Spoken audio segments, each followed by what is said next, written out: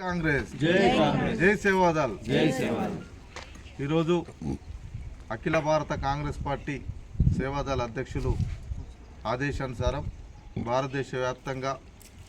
ప్రతి గ్రామంలో పట్టణంలో ప్రతి మాసం చివరి ఆదివారం రోజు సేవాదల్ కార్యకర్తలంతా కూడా ఏదో ఒక గ్రామానికి ఏదో ఒక వార్డుకు ఏదో పట్టణంలో ఉన్నటువంటి వాళ్ళలో ఈ కార్యక్రమాన్ని నిర్వహించి కాంగ్రెస్ పార్టీ ఈ దేశం కోసం ఆనాడు స్వాతంత్ర ఉద్యమంలో కానీ స్వాతంత్రంగా ముందు కానీ చేసినటువంటి సేవలు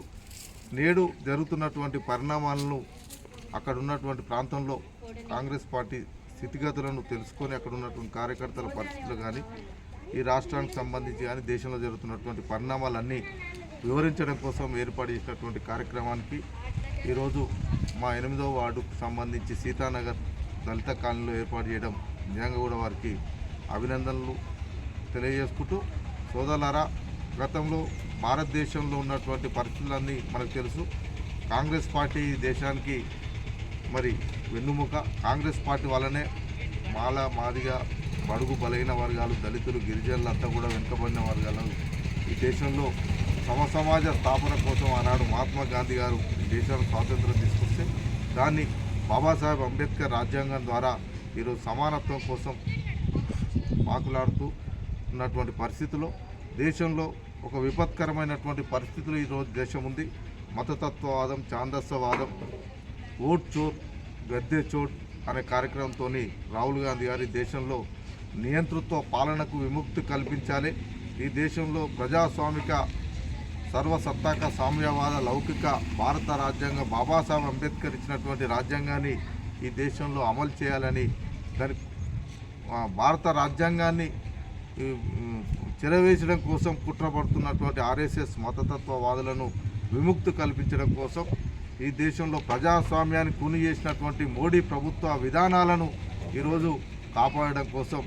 ఓటు అనే ఆయుధం ఇచ్చి భారతదేశంలో బాబాసాహెబ్ అంబేద్కర్ ప్రజాస్వామికయుతంగా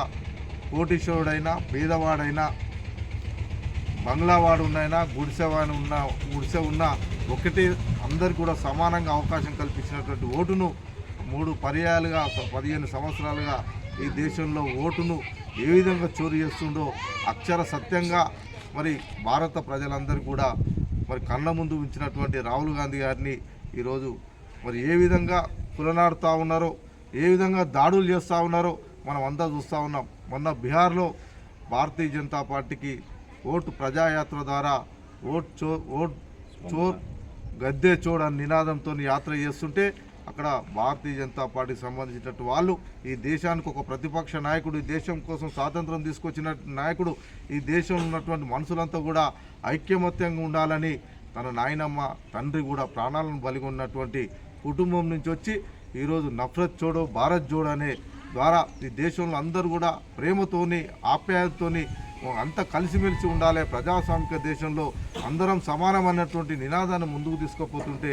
ఆయనను కూడా హత్య చేయడం కోసం ఈరోజు భారతీయ జనతా పార్టీ చేస్తున్నటువంటి కుటిల ప్రయత్నాలను ఈరోజు సేవాదళ కార్యకర్తలుగా మనమంతా కాంగ్రెస్ పార్టీ కుటుంబ సభ్యులుగా ఈరోజు మనమంతా కూడా తెలియజేయాలి. అదేవిధంగా ఈ రాష్ట్రానికి సంబంధించినటువంటి సంక్షేమ కార్యక్రమాలు కూడా ఇచ్చిన మాట ప్రకారం ఎన్ని కష్టాలు వచ్చినా, ఎంత నష్టం వచ్చినా, ఎంత ఆర్థికంగా ఇబ్బందులున్నా రేవంత్ రెడ్డి గారి ప్రభుత్వం ఇచ్చిన మాట కట్టుబడి ఉండి ఈరోజు ముందుకు పోతున్నటువంటి పరిస్థితి. అదేవిధంగా ఎస్సీ క్లాసిఫికేషన్స్, ఎస్సీలలో వర్గీకరణ కానీ బీసీలకు రాహుల్ గాంధీ గారు ఇచ్చినటువంటి